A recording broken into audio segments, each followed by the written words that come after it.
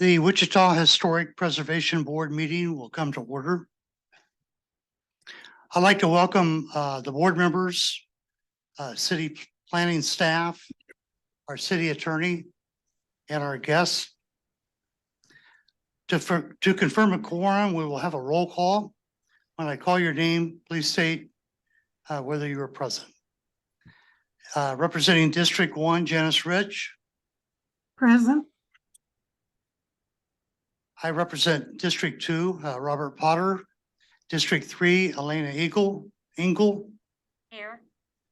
District 4, Janice Dixon. Janice Baum-Dixon, District 4, present. District 5, Gary Bond. Present. District 6, Clara Willenberg. Present. The mayor appointee, Bruce Raleigh. Present. We indeed have a quorum. If you don't mind, I'd like to ask the guests to stand and introduce themselves. Faisal Abu Faisal. I'm here for 2320 Douglas. Okay. And this is. I'm Daryl Leach, general contractor. I'm here for 2320 East Douglas. Thank you for inviting us. Good, thank you. The agenda was provided to all board members by email on February 7. Are there any changes to the agenda? Hearing none, we need a motion to approve the agenda as published. Raleigh moves. We need a second. Second. It's been moved and seconded to approve the agenda as published. Unless there is an objection, the agenda is approved. Correspondence, is there any correspondence? We have none at this time. Thank you. Meeting minutes, the January 9 meeting minutes were provided to the HPB on February 7. Are there any changes to the minutes? Hearing none, we need a motion to approve the minutes as published. Baum-Dixon moves. Engel seconds. It's been moved and seconded to approve the January 9 meeting minutes. Unless there's an objection, the meeting minutes are approved as published.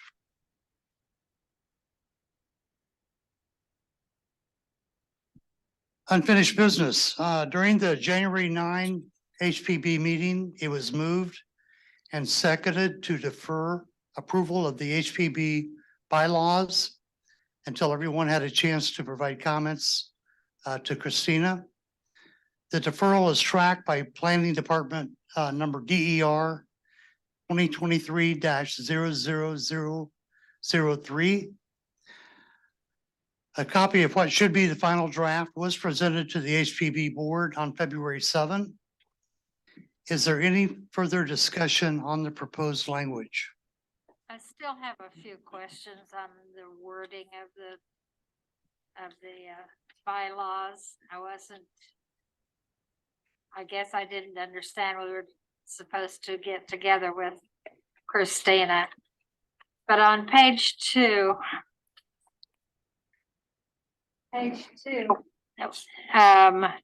where it talks about the membership of the board having an ex officio members, it says a metropolitan area planning department building. I don't believe the building should be a member. Then the Wichita Public Library, they're members from the metropolitan area department, the library, Department of Anthropology, and the should be the Wichita-Sedgwick County Historical Museum, and a member from the Kansas State Historical Society. I'd like to make those changes. And down in Article 3, it says the president shall designate the date for the next regular meeting. I think that should say designate.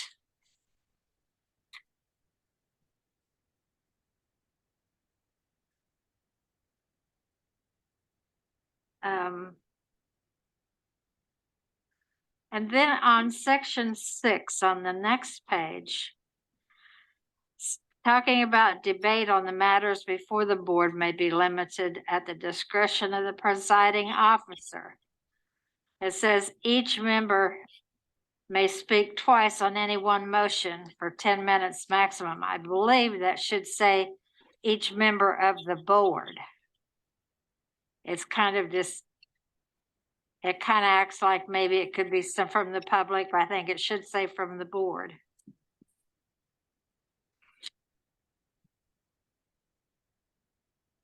I believe that's all of the things that came to my attention.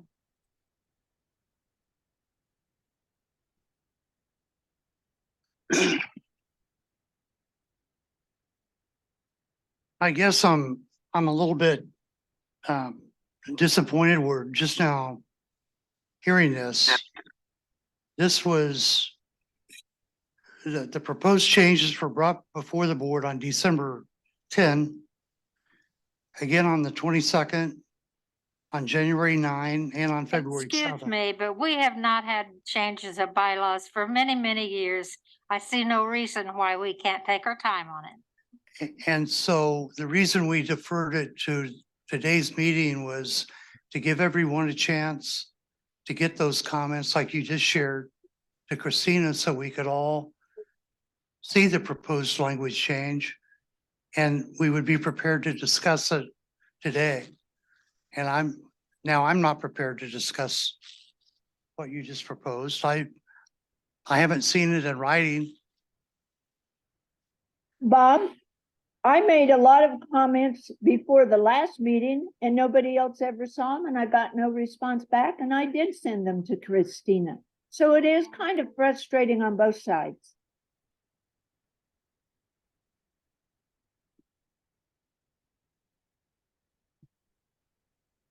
I agree that we should not rush this. It should be right. But folks, this is the 6th time that we've discussed it. Can you please get your comments to Christina so that we can talk about this at the March meeting and finalize it?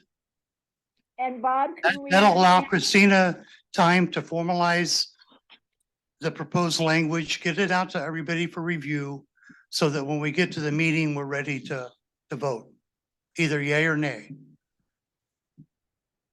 I think that's good, Bob. If we ask Christina to let us see what other people have commented. Like I said, I spent a lot of time, I'm sure other members have too, but I didn't see any other comments and I didn't see that my comments were distributed. Claire, I think I incorporated all of your comments into the draft as it's presented now. That was done on December 22nd. Did anybody else have any comments? I don't know. The only comments that I knew about were yours. And then the Okay. verbal ones that I heard last meeting. But I haven't seen anything in writing other than your comments. Okay. So once We'll again, get that done. we We'll get can that done. defer it another month. There's no rush on this, but I mean, the purpose of the deferral was so that we would all have time to review, comment, and digest what is being proposed.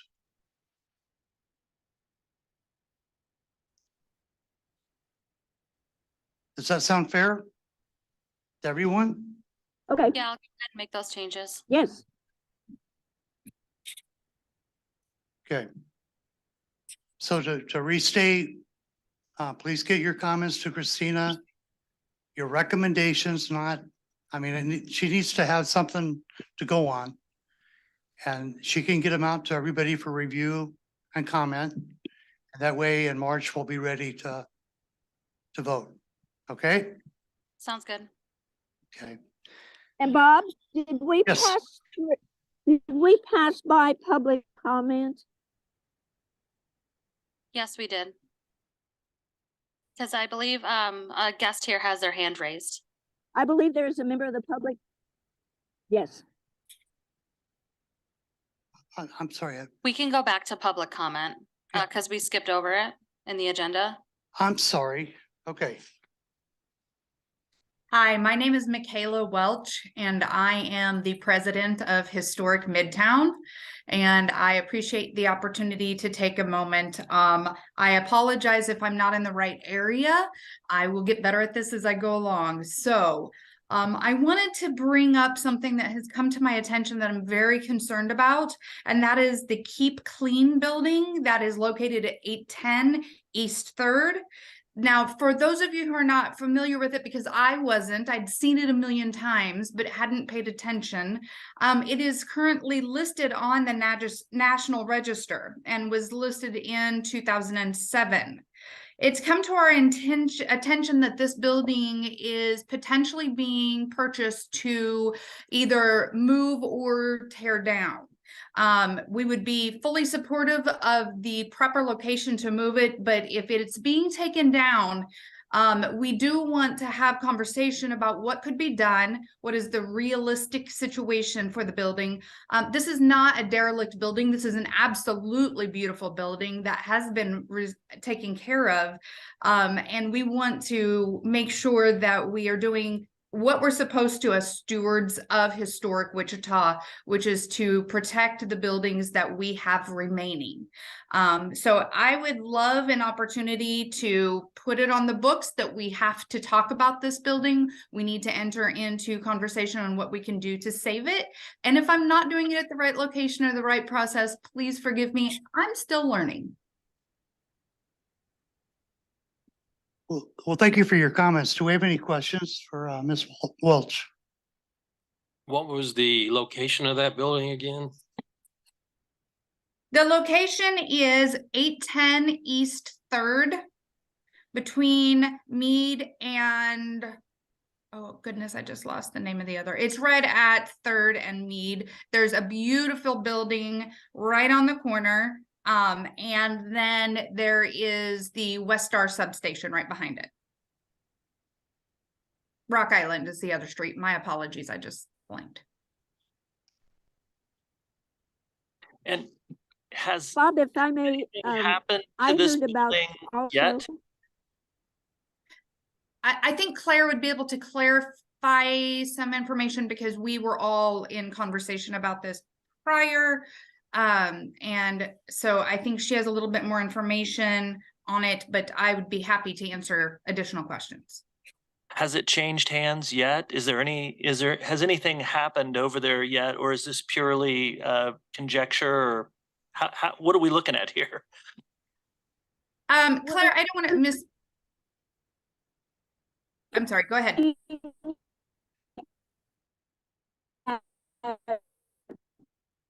Claire, your reception's a little spotty. Elford, it is currently, I'm sorry, I went outside because I had somebody vacuuming in my house. Hang on. Yes, she's done. Okay, I'm sorry. Is this better? Okay. little better. I talked to the owner, John Belford. Belford Electric is the business there. They were approached by Evergy, who wants to upgrade and expand that Meade substation. Now, our attorney present can correct me, but I understand that Evergy can use oh, come on, eminent Eminent domain domain. to purchase and destroy that building. They do need to upgrade that substation. And we're all for that, but John would love to see his building saved. He has poured his heart and soul into it. But he has gone through this process before when he used to own a building where the arena is and eminent domain was used. He knows by himself he cannot fight and win. I've been told by several authorities that West Star might be moved by public opinion. They do have the right, they have an option on the property currently. They have filed a notice with SHPO, so they do look like they're proceeding. If they feel like public sentiment is very negative toward them, or if they're offered a carrot, you know, some help, some support, do the right thing for the community, there is a chance that they might change plans and perhaps purchase the lot to the east or help move. Now it's a giant building. We're not sure it can be moved, but it's so large and it's brick and it's built to last and be fireproof. It has a lot of unique properties that helped it become nominated, besides the architecture. So I kind of rambled, I'm sorry, but we're about, if we don't move quickly, Evergy will have moved far enough along that it will be hard to detour a demolition.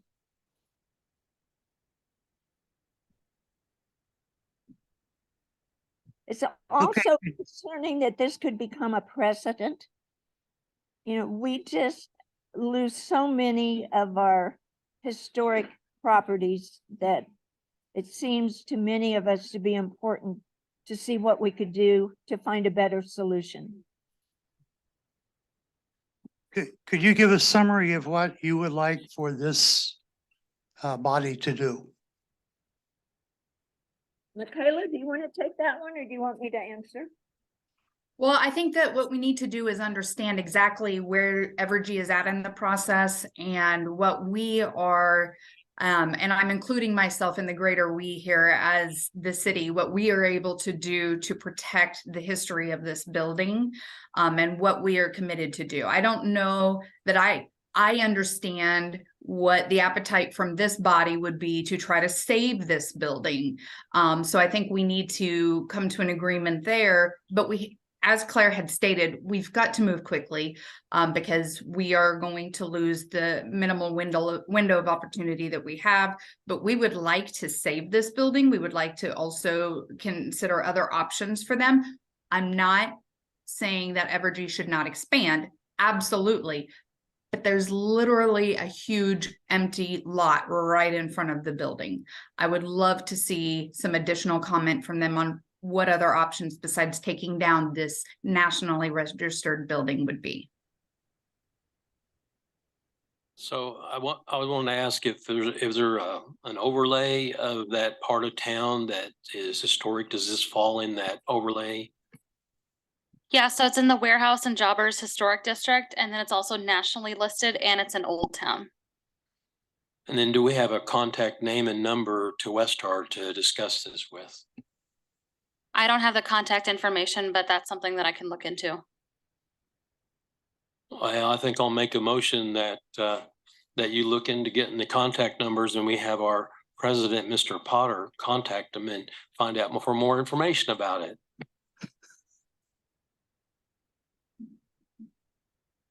I guess I would ask the assistant city attorney, what is the role of a body like this in this? My understanding was we generally get engaged when someone's trying to pull a permit, and that's when we get engaged in this process. And so Westar would need to pull a demolition permit for this, and it is at that point that this body would be engaged, and that we're not a lobbying organization to move public opinion about things that haven't happened yet, or that no action has been taken. Am I off base here?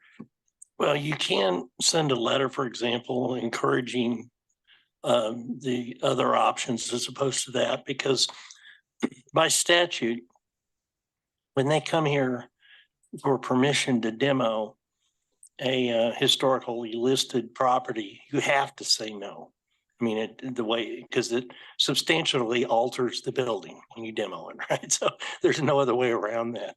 And as a result, then it has to go to city council for permission. So you can get involved in it by way of a letter saying, you know, this has come to our attention and we would like to see if there's any other options available.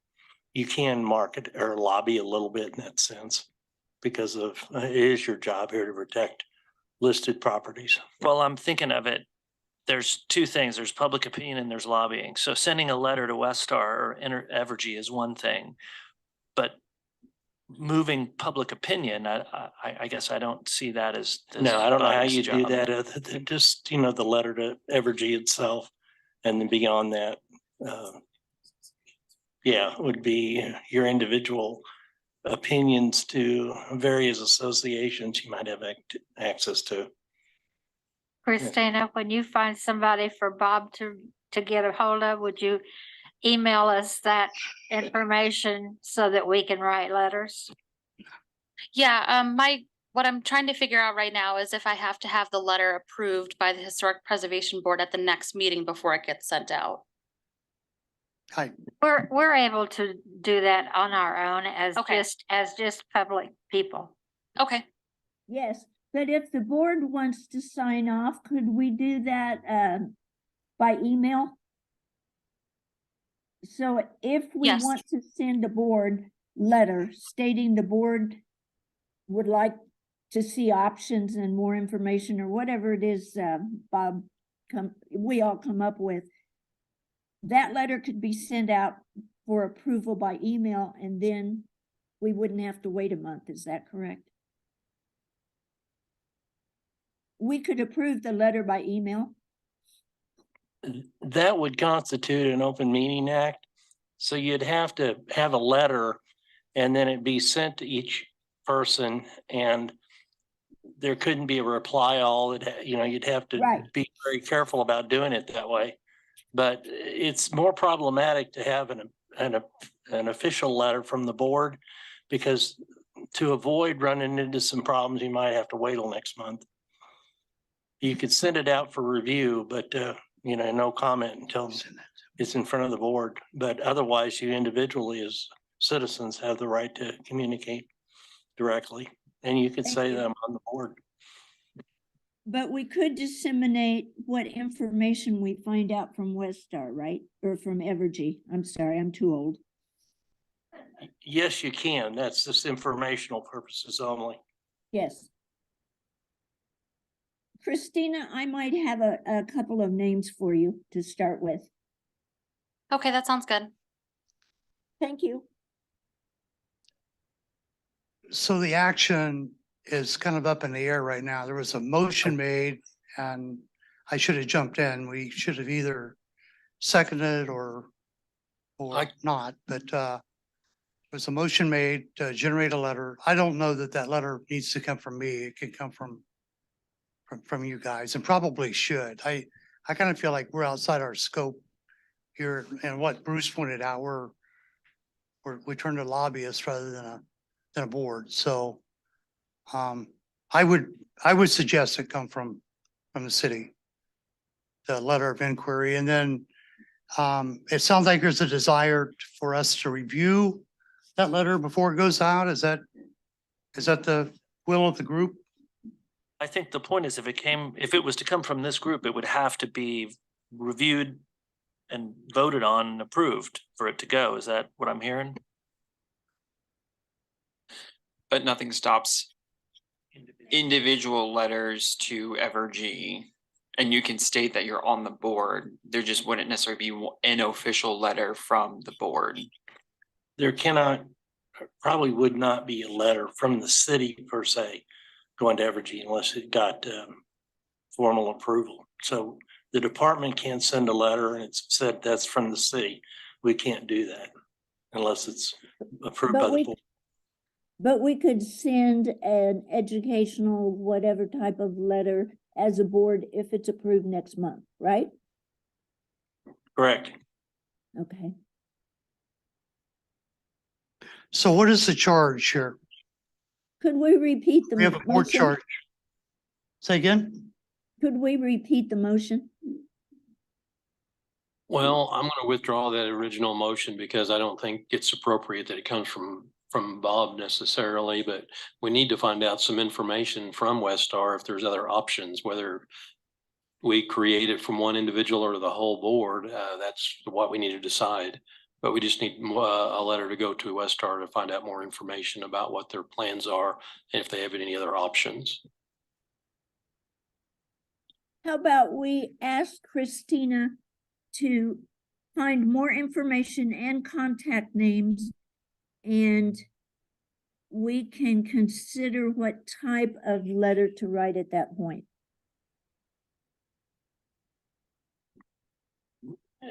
Legally, Evergy, if they purchase this property from the owner, and Blair gave the name of the individual, then eminent domain does not come into play. Because it's an actual Really? purchase, and at that point they own it and they can tear it down and they can do whatever. So if they can't reach an agreement with the guy, then they can pursue eminent domain. That's going to take probably 4 months to get through the process. And the guy really won't have a way to defend it. The only thing you're talking about at that time is just money, how much it's worth. So, but if they do reach a verbal agreement to purchase and sell the property, this week, then they're in possession of it at that point. So there's the kind of the time crunch on this. So that brings another question. Are you saying then if if Evergy purchases, then applies for a demolition permit, the city could say no? If you demo a historically registered property, it has to come before this board, doesn't it? Yes. Yeah, but what she's trying to figure out is, even if if they apply for a demo permit and they have eminent domain, does No, it? it doesn't affect it. Okay, They're apples and oranges. okay, If they So- apply for a permit, they've already purchased the property and eminent domain is not in play. Good. But they have to come before this board and then go before the city council. okay. Okay, let's just assume they buy I'm just trying to clarify in my mind. I'm sorry. If they purchase the property, apply for a permit, HPB board denies it, recommends denial, city council concurs, what happens? I think this is why we need to send a letter before they purchase it, if there's any other options. Because after they purchase it, it's too late so that's why I was saying we need to send a letter to see what options before they purchase it. Well, it's not too late because my understanding is they would just end up owning it and not being able to demo it. Of course, if they already own it, then there's politically a lot more sway for them to say, look, we bought this for this purpose. It's going to, even if we deny it, it goes to city council. City council may choose to override what we voted on and grant the permit. So if we're trying to send as individuals, first of all, the signal to Evergy that if you're thinking of just buying this building and tearing it down, you might want to think twice because you're possibly going to have some headwinds and maybe you should look at other options before you spend your money on this property. That's really the message we're trying to send right now. I agree. And Christine, I would hope that you would send each of us some names to write to. I can do that. Okay. Any further discussion? All right, we'll move on to the consent agenda. We have 3 items on the consent agenda. Christina.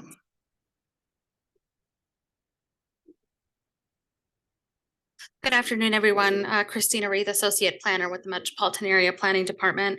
We have 3 items on the consent agenda. HPC 2023-00002. This is in the Warehouse and Jobbers Historic District and in the Old Town Overlay. They are proposing to install a 2-foot by 16-foot non-illuminated sign on the south facade at 111 North Mosley. HPC 2023-00004 in the Park Place Fairview Historic District. They want to replace the asphalt shingle roof in kind on a non-contributing building within the district. This is at 1639 North Park Place. And HPC 2023-00005 at the Orpheum Theater. So on the north facade, they want to install 6-inch diameter fresh air vent and 10-inch exhaust fans and replace 1 condenser with 3 mini splits. we have any questions on the consent agenda?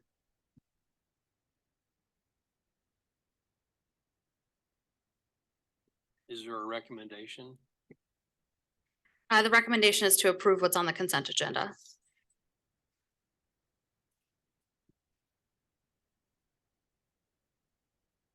So ending the discussion, is there a motion to approve the staff recommendation for project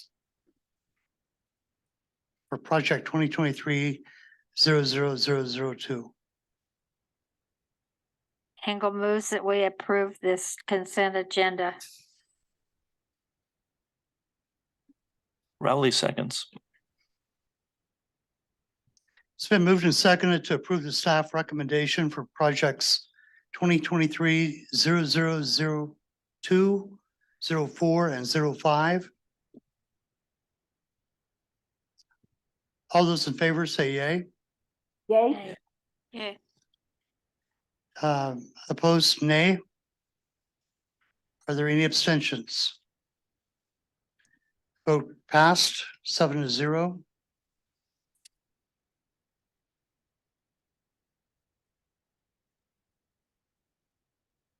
Okay, project review. We have one project for review, HPC 2023-00010. All right, good afternoon, everyone. This is case HPC 2023-00010. We have the applicant and the agent here today, the owner of Belle Apartments LLC and Daryl Lefew. And they are requesting a 2-story addition on the rear of this building here. So can you guys see my mouse? Okay, so on this half of, on the north side of the addition. And they are also looking to replace the first floor doors. So when they expand the addition, they're going to be adding some new doors on the first floor. It is zoned LC Limited Commercial District, and it is a contributing building in the Ash Grove Historic District, which is on the National Register of Historic Places. And we are recommending approval. The subject site is currently developed with commercial tenants on the first floor, some of which are vacant, and some vacant apartments on the second floor. So based on my conversation with these guys, they're looking to add some more apartments to the back of that building. So the 2-story addition, and I'll skip ahead to the architectural drawings here. Here's some of the site photos. And this is the back half of the building right now. And here's the new windows that they put in that we approved. Okay, so I'm just gonna look at these. I'm just gonna show where this addition is supposed to go in. So it's supposed to go pretty much right here. So they're closing in these openings right here to do their 2-story addition. So it's gonna go all the way up here. It's gonna connect with the roof here, and they're gonna continue the parapet. And I'll skip ahead here.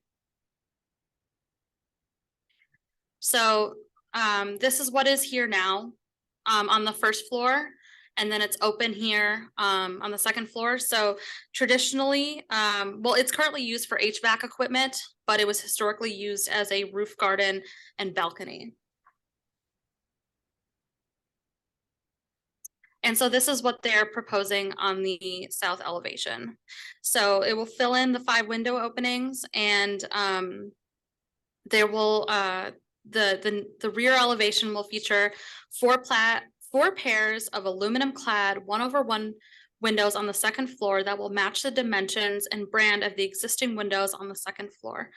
The addition here will be clad in a thin brick veneer that is similar to the exterior of the existing building.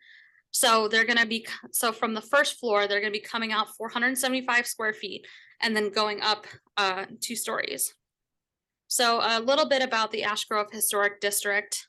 It is a 3-block commercial strip located east of Interstate 35 on East Douglas Avenue and across the street from Wichita East High School. Located 2 miles east of the Wichita Central Business District, this commercial cluster developed over a 40-year period from 1920 to 1960, composed of secondary commercial and light industrial buildings. These buildings are largely brick construction built in the commercial style with brick facade and piers framing a glass storefront with large display windows. The buildings in the 3-block span form a cohesive commercial cluster representing 2 distinct periods of development.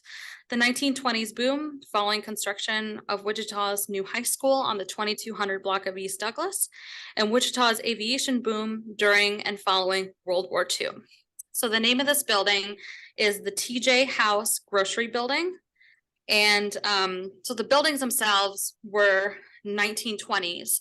And then in the 1940s, they had one facade that they created to join the 2 buildings together. So it appears to be a single commercial building, but if you look back at the back, you know, they're combining 2 formerly separate 2-story buildings. So between 1914 and 1935, 2 new commercial buildings were built. The West Building was in the early 1920s, had 3 commercial bays at 2320 and 2322 Douglas. And the East Building was built by W.W. Stringer for TJ House in 1921 with 2 commercial spaces at 2326 and 2328. So at the rear of the building, and I'll go back to the photos here.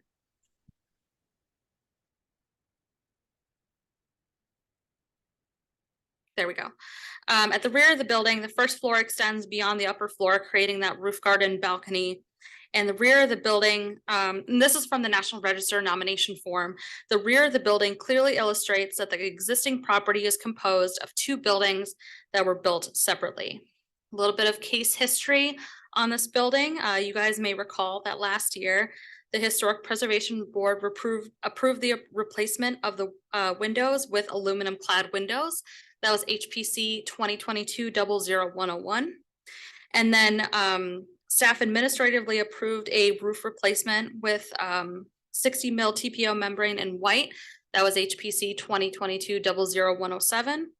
And an interior remodel of the first floor, provided that the tin ceiling and original plaster were preserved, and that was HPC 2022-00131.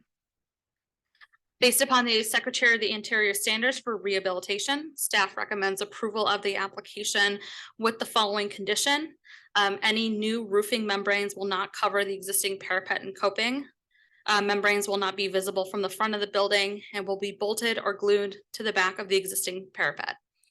Standard 9 states that new additions, exterior alterations, or related new construction will not destroy historic materials, features, and spatial relationships that characterize a property.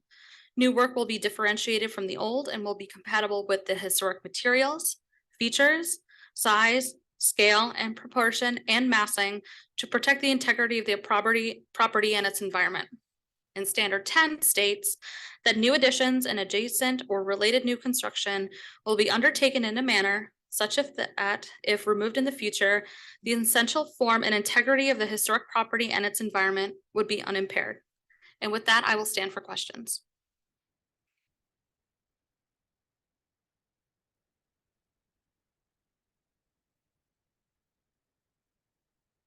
Is there a slide you guys want me to go back to? I've got a quick question. Where's that stairway going to be on the building? So the stairway will be on this half of the back of the building, and I will just, I believe I have a picture of it.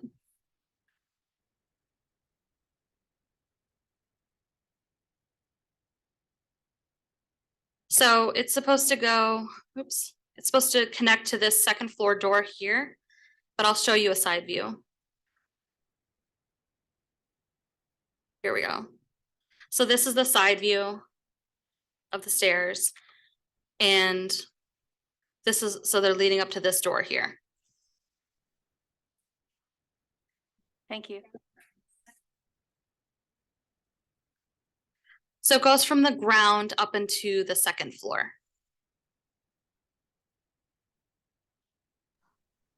So it's supposed to, it starts in the parking lot.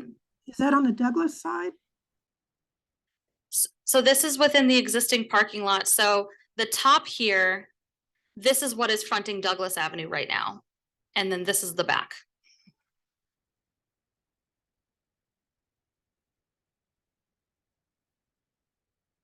area at the bottom to the right is what where the stairway is? That's correct.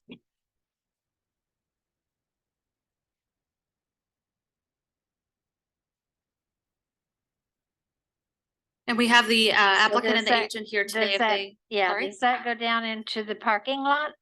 Yes, it goes down into the parking lot. Sure. This picture?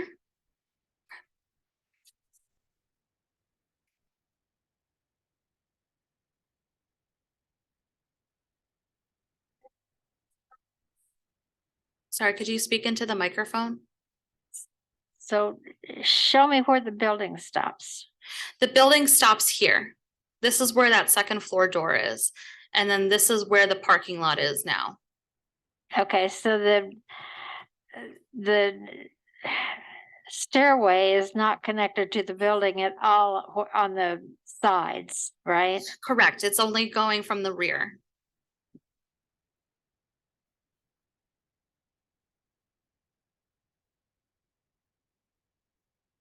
We have one of the gentlemen talk to us now, please. Yes, would you guys like to speak on your project?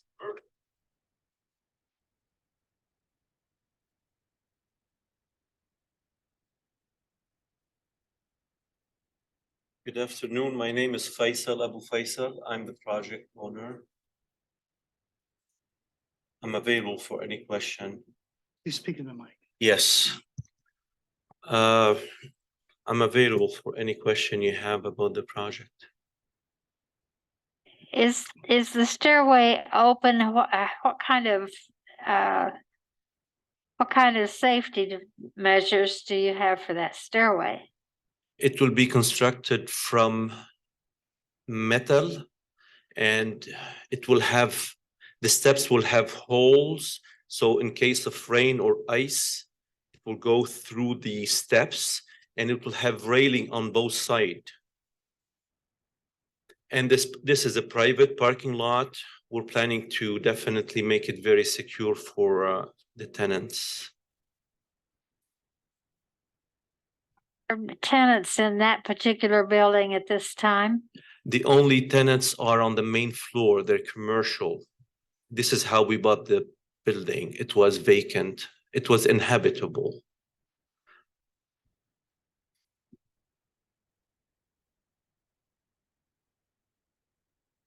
I have just a quick comment. It's not historical, but I appreciate that staircase.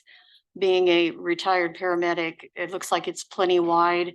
And I like the slant of it. It'd be easy in case there's a medical emergency on the second floor. I like that design. Appreciate Thank it. you. Thank you. So are there going to be apartments on the second floor? Yes.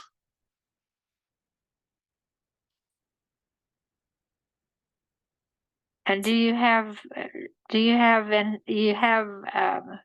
anyone plan to be in the first floor yet, or is this just beginning to take shape? We have 3 tenants existing. They came with the building and they're still there. There is a lady that sells soap. She makes soap in the property, I believe, or at least she sells homemade soaps. There is a barber shop and there is a selfie shop. The kids that take selfies, there is a selfie shop there.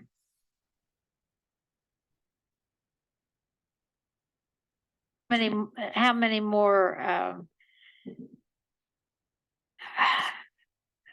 And I forgot, let me add, places will there be for other tenants? I forgot to mention the building on the property. There is a small freestanding building that is a groomer. It is on the Grove side of the property. So I forgot to mention that. On the Grove side. East side. And there's 3 vacancies now on the main floor in the commercial section. And the prior use of the second floor was previously apartments, That is correct. That is correct. If you driven by that corner, you would have seen the rotted windows and the Oh, desperate. yeah, we discussed that then, that, you know, just as a comment, very appreciative of what was being done there. We appreciate that. Thank you. How many apartments are you planning on having all together in that second floor? 16. Correct.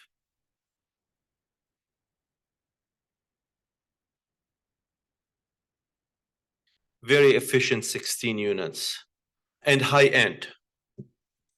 Granite tops, mini splits.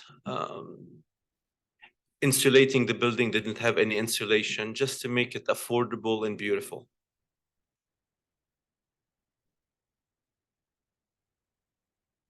Thank you.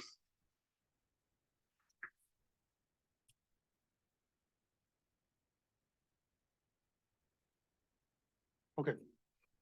We've heard the staff summary for project HPC 2023 triple lot 10, and that's to approve the application. Is there a motion to accept the staff recommendation, and that is to approve the application for this project? Rowley moves to approve it. Engel seconds. It's been moved and seconded to approve the staff recommendation for project HPC 2023 triple lot 10. All those in favor of the staff recommendation, please state yay. Yay. Yay. Yay. Opposed, please state nay. Are there any abstentions? Motion carries 7-0. Thank you guys for coming in. Thank you. Go Wichita. Thank you.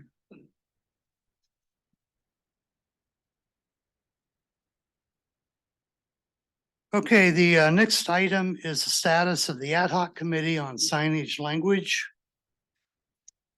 Following the January HPB meeting, the ad hoc committee sent proposed language changes of Chapter 3 of the Old Town Design Guidelines to stakeholders for review and comment. Stakeholders included the Old Town Association Board, Lay Sign Company, Miracle Sign Company, and past HPB members.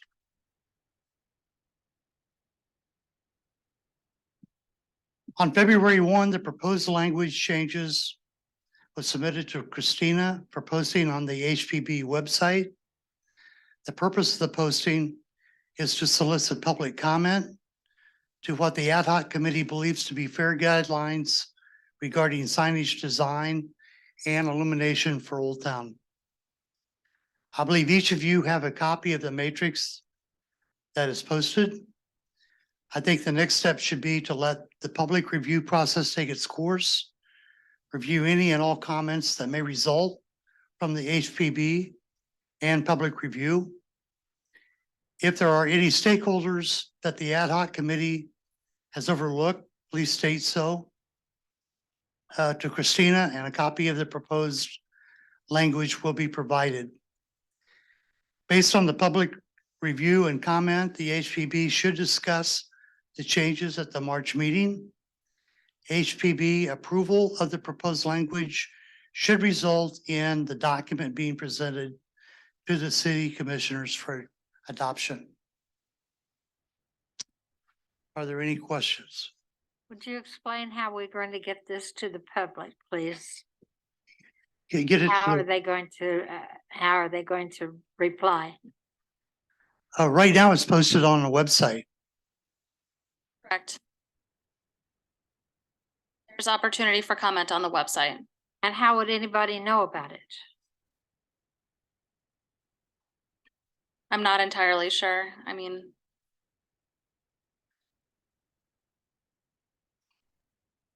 You have a suggestion?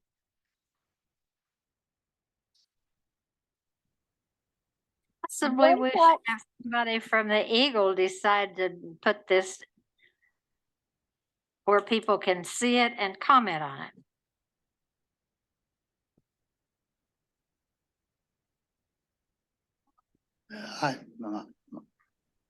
I don't know what course we would take there. The Well, city can put it on their social media. I have an idea. Every city council member has a weekly, no, I think it's bi-weekly newsletter that a lot of people subscribe to. They could put a little segment in their newsletter about this. We can discuss it with the city communications team to see what communication outlets are applicable or they're willing to include. They've got all the social media outlets. We could work with them on the newsletters that go out with city council. So yeah, we can work with the city communications department on providing information and links to our website for people to access and getting the word out with those different outlets. Let's not forget that we also did engage stakeholders who are the people most interested in this, being sign makers and folks involved in real estate and development in the Old Town District. So. And we're sign makers and sign people not going to be the ones that are going to want this to be done this way. And is that the way we want to go? I think that the language that we have crafted presently is a fair representation from all parties, not just the sign companies. And Chairman Potter, didn't you mention that this was presented at the Old Town Association? Yes, thank you. Board, which is, you know, they're stakeholders of Old Town, not necessarily the sign companies. Exactly. And when you talk about stakeholders being involved, I feel like that association really has the most at stake. So I think the work that has been done so far is adequate. We can push it out to make the general public aware, but the fact, and it can always be reviewed one more time if there's additional comments that are relevant to include, could be brought before that Old Town Association's board. But knowing it's signage within Old Town, the association there really is the one that pulls a lot of weight. And this language was presented to that board last month. So Yeah, and we do have something in writing from them that they approve of the changes. I'm also wondering if March would be not enough time for the public to review, if maybe we ought to wait another month. Would that be possible? So there's no specified time that the public has to comment on these sorts of situations. So it's entirely up to you if you want to push it to March or April. I mean, it is such a very geographically specific area that we're talking about, and we've engaged all the stakeholders in that very specific area. So I guess I'd be a little concerned if we're trying to make this a much bigger deal and trying to get somebody who lives in a completely other part of the city to weigh in on this. I'm not trying to exclude them, but I'm not sure we're trying to create a reason for people somewhere else to try and weigh in on this very specific, very narrow geographic topic. We're talking about people who come to Wichita and what kind of feeling are they going to get if we have signage that we haven't had before, and it possibly is going to be too bright, too intense to be calming and good for people who come to visit. I just think we need to have a little bit more input. It's unfortunate that there weren't more of us on the board, on the committee. I hope that you've had the opportunity to look at the language that's proposed, because all the changes that's proposed, we have examples where those signs and that illumination already exist in Old Town. This isn't new. All we're doing is capturing where we're at right now with today's technology and what's been done in the past. For each of those items that we are proposing to change, I can give you an address to go to look at that change. This isn't new. My Well, I concern, agree with the major stakeholders have been part of the review process, and I think what we are coming up with is good. I would say also everybody in Wichita has a stake in a commercial retail neighborhood. And most will not be concerned or want to be involved, but for those who think it's important to maintain a neighborhood integrity and character of a district, they should have more opportunity to participate in this if they choose. And it belongs to Wichita, everybody in Wichita. So I do think we need to make a better effort at making sure the public knows it there, knows what is being reviewed and have a chance to look at it. And as I said, most won't care, but for those who do, just putting it on a website, nobody knows that to look there isn't enough. So I agree. I strongly recommend we reach out, whether or not we go send a format to DAB representatives or council members or whatever. It just needs to be more transparent. Thank you. those were exact comments. I'm also thinking too, so maybe somebody outside of the area having a different perception may have a different idea as well. And I think being transparent and listening to everybody, you know, who knows, you might get some more ideas.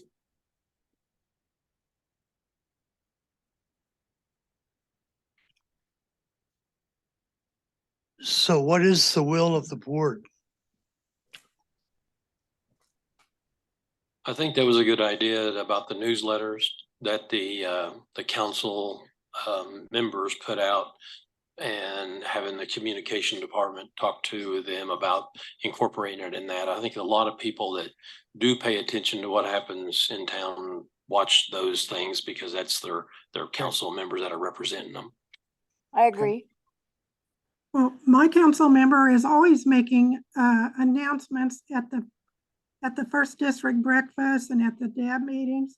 He could make it in one of those announcements and then put it in his newsletter. It could be submitted to all the newsletters because a lot of times I subscribe to all 6 of the newsletters, and a lot of times the information is the same. And also all 6 districts do include a little bit of downtown and Old Town. Yep. It's not just one district. They all kind of come together down there. So what I can do is reach out to the communications team and see how they want to distribute it. The question was initially, how long do we want to allow public comment? Do we want to talk about it in March? Do we want to talk about it in April? What's that period? It depends on the will of the board. There are a lot of people in town that do not see the newsletters from the council because it's online. Not everybody has online communication. I'd like to see it in other ways, like TV or newspaper or whatever. Well, that would be Channel 7. stuff. And then they do have their own TV channel. They can put it on there if people don't want to subscribe to an email news.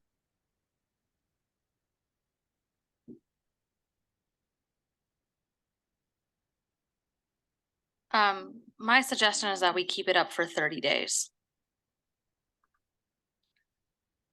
So it's going to go to the city commissioners for approval anyway. So I concur, we should keep it on our website for 30 days. And then at that point, presentation to city commissioners with recommendations that they put it out in their newsletters. Okay, that sounds good. So I think that's a real good idea.